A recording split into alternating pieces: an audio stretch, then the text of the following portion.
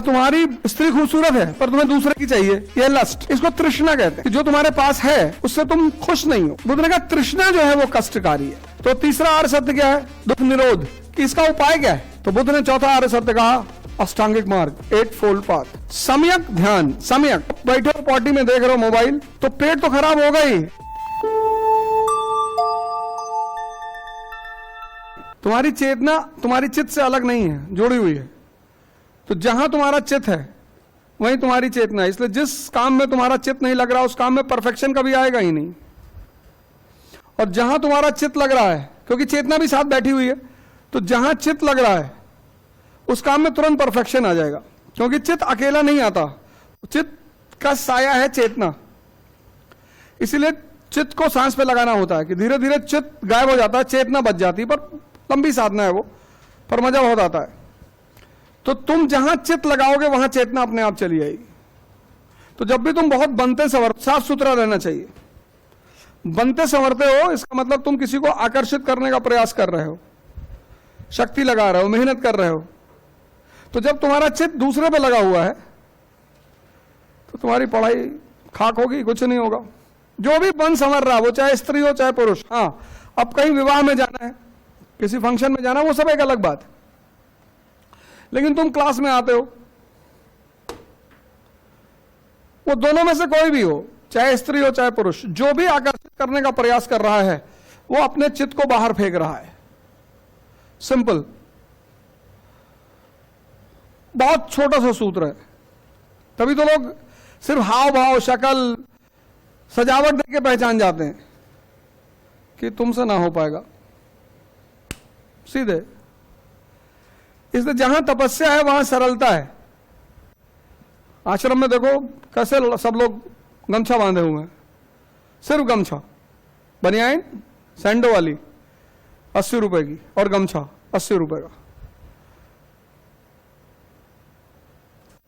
तो जहां सरलता है वहां तपस्या है।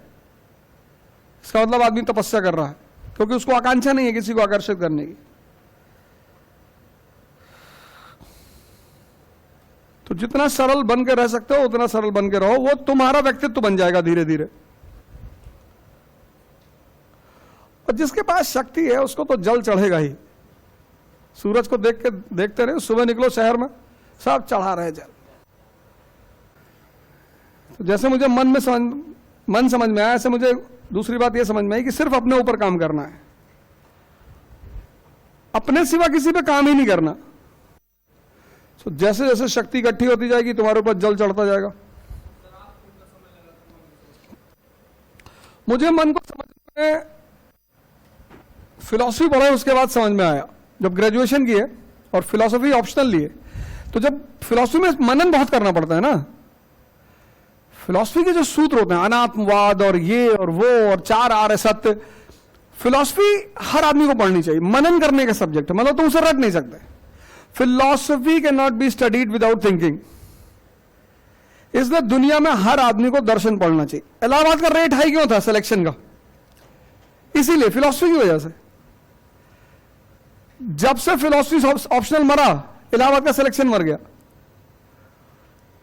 क्योंकि तुम हिस्ट्री रट सकते हो, फिजिक्स रट सकते हो, केमिस्ट्री रट सकते हो, तुम दर्शन रट ही नहीं सकते। 4 आर्य सत्य बुद्ध के, संसार दुख में है, मतलब खुद ही क्वेश्चन बन जाता है कि मतलब यहां सुख है नहीं, नहीं ऐसा नहीं है, सुख है। तो बुद्ध क्यों कह रहे हैं कि संसार दुख में है? ये पहला आर्य सत्य है। उन्होंने ये नहीं कहा संसार दुख है। अगर वो कहते संसार दुख है तब तो सुख की कोई आकांक्षा ही नहीं थी। कहा दुख में है। डिजायर अच्छी चीज है, लस्ट। उन्होंने तृष्णा शब्द का इस्तेमाल किया है। डिजायर अच्छी बात है, तुम आईएएस बनना चाहती हो, अच्छी बात है। लस्ट का मतलब यह है कि तुम्हारे पास मर्सिडीज है पर तुमने दूसरे की रोल्स रॉयस देख ली, तुम्हारा कलेजा फट गया।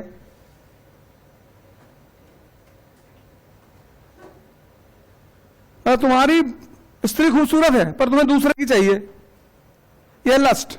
इसको तृष्णा कहते हैं कि जो तुम्हारे पास है उससे तुम खुश नहीं हो।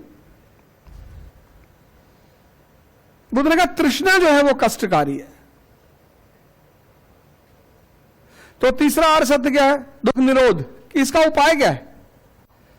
तो बुद्ध ने चौथा आर्य सत्य कहा अष्टांगिक मार्ग, 8 फोल्ड पाथ।